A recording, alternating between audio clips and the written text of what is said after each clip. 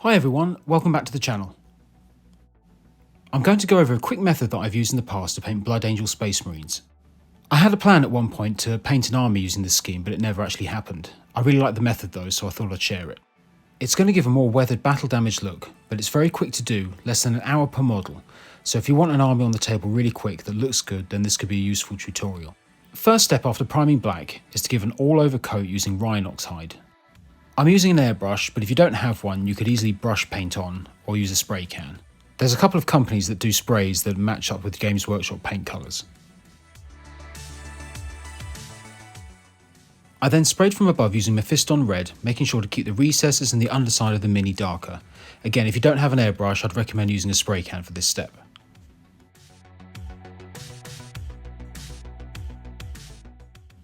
Once I was happy with the red, I then sprayed Evil Sun Scarlet directly from above, just to brighten up the red and give some more contrast.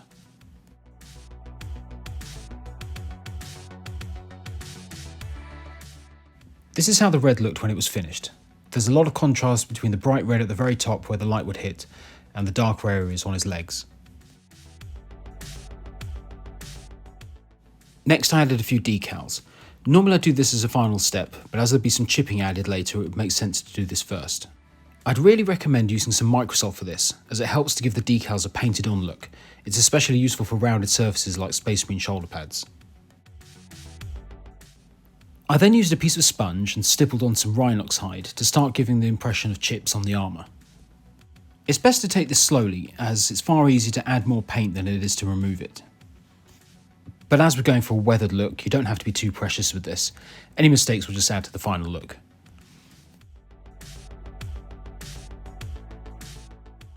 When I was happy with it, I then went back in with a brush to add a few more chips with some more precision where I felt it needed some extra. It's also important to get a few of these chips over the decals, as it'll help to blend everything into the armour and make them look painted on.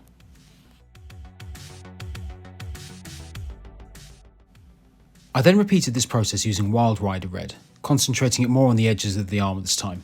It's a very bright red, but it'll get darkened down later.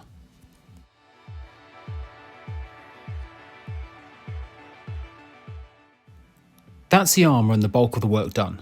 It has lots of definition and looks nice and battle damaged. No need to spend hours doing neat edge highlights. I then blocked in all of the black areas using Black Legion contrast paint. I also used this to paint in all of the bits that would later be metal and leather. I also took the time at this point to paint the base black too. The leather holster and all of the pouches were then painted in using Rhinox hide over the black base. Most basic Marines wouldn't need this next step, but as he's a veteran he has this tabard. I blocked this in with 2 thin coats of Karak stone. Once that was done, I then stippled on the raised bits using a Shabti bone, again using a sponge in the same way that I did the armour, and I also did these exact same colours on the purity seals as well. The eyes were painted in using Warpstone Glow, and then given a very quick highlight down the centre of each lens with Moot Green.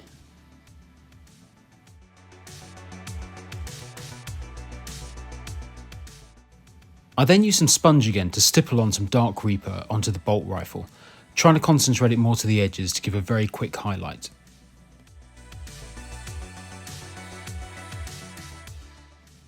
Next I painted in all of the metallic parts using Lead Belcher. This was mainly on the bolt rifle, but I also used this for any grenades and the vents on the power pack as well.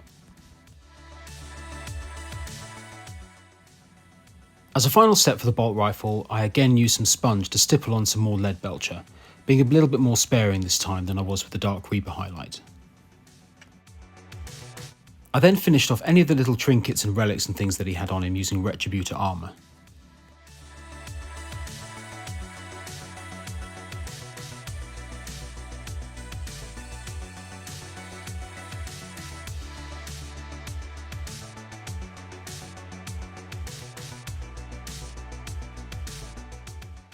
I used some Eshin Grey to then give a quick dry brush highlight to the base, including the tuft that I'd already stuck down and painted black.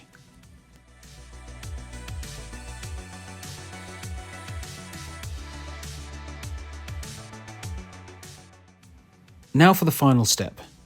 I gave him a quick coat using some matte varnish just to help to protect the work I'd done so far, before covering him in a good amount of brown enamel wash.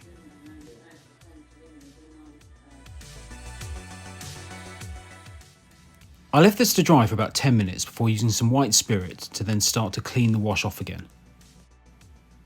I used both a brush and some kitchen towel soaked in the white spirit just to remove the excess wash from the raised areas. He was then left overnight to allow it to dry completely, and this is the result. A nicely beaten up looking blood angel in next to no time at all. If you take out any of the drying time, this took me about an hour to achieve. I'm pretty confident you could do a whole squad of these in an evening or two.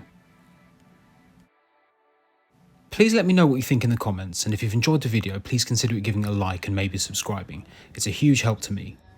As always, thank you so much for watching and for supporting the channel. I'll see you all soon.